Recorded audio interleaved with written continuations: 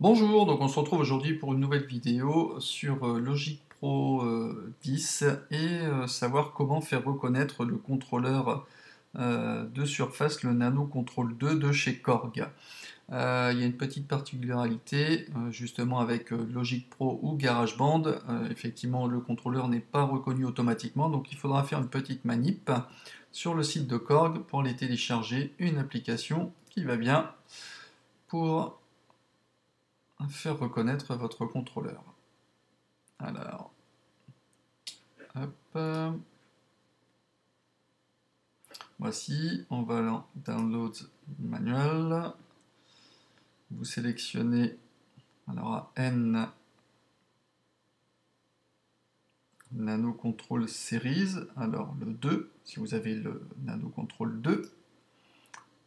Voilà, et vous avez ici dans les softwares, dans les logiciels, donc le contrôle editor qui vous permettra justement d'éditer, d'assigner votre contrôleur MIDI à ce que vous voulez. Et ici vous avez celui-ci,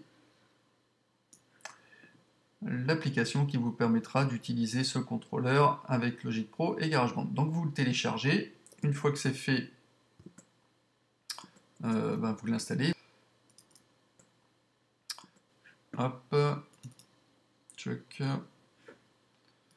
Le contrat, ok, on est d'accord, on installe,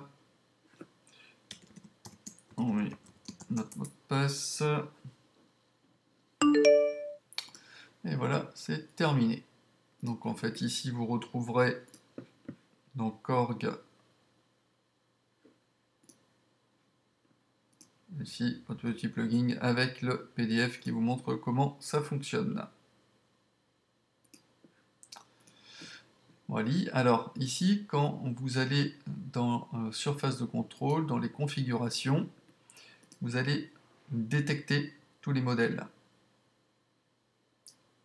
Hop.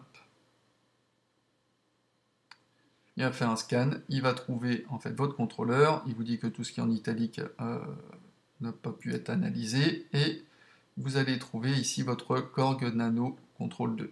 Initialement, sans avoir installé l'application, si vous faites un scan ici pour détecter les modèles, il ne va pas vous le trouver. Effectivement, une fois que vous aurez installé l'application, il va vous le trouver. Donc tout simplement. Alors si jamais vous ne le trouvez pas, vous faites un détecter tous les modèles.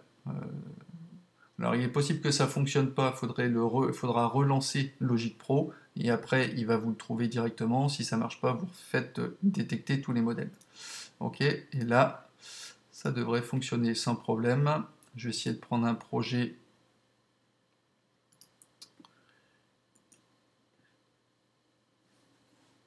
sur lequel j'ai plusieurs pistes. Voilà, donc là on a le bouton de lecture.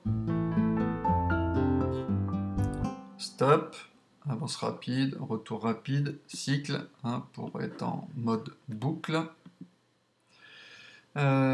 Ici on a solo, mute, pour l'enregistrement, remet l'enregistrement, vous le voyez ici. Pareil pour la seconde piste. Après ici les potards, vous voyez aussi bien ici et ici les panoramiques assignés par défaut. Les curseurs de volume. Alors ici, panoramique, curseur de volume, il a mis un petit peu de temps à se mettre en route, et après ça y est, c'est bon, c'est assigné. Alors après, il y en a d'autres. Voilà, donc tout fonctionne bien correctement. Donc voilà, votre contrôleur est assigné. Alors maintenant, on va aller voir sur GarageBand si ça fonctionne également.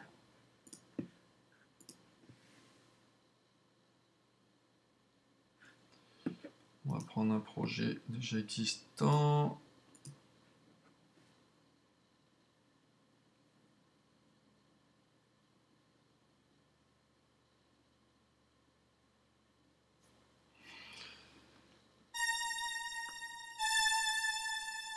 Alors évidemment, là je joue avec play ou avec stop et ça me lance une note. Alors évidemment, ça ne fonctionne pas. Alors, on va ici dans les préférences, audio MIDI, et on va réinitialiser les pilotes MIDI. Normalement, ça devrait fonctionner. Hop, on va essayer. D'ailleurs, je vois que ma touche stop s'est allumée, donc ça devrait être bon signe. Play, stop, boucle.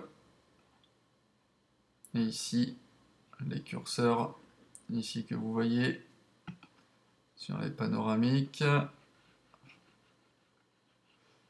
Alors, il faut un petit temps d'adaptation et après ça fonctionne. Sur les curseurs, solo, mute, etc. Donc tout fonctionne parfaitement. Voilà, bon bah j'espère que ce tuto vous aura servi. N'hésitez pas à me laisser des commentaires. Si vous avez des soucis, envoyez-moi un petit message. Mettez un j'aime si vous aimez. Et je vous dis à bientôt pour un nouveau tuto. Allez, ciao ciao!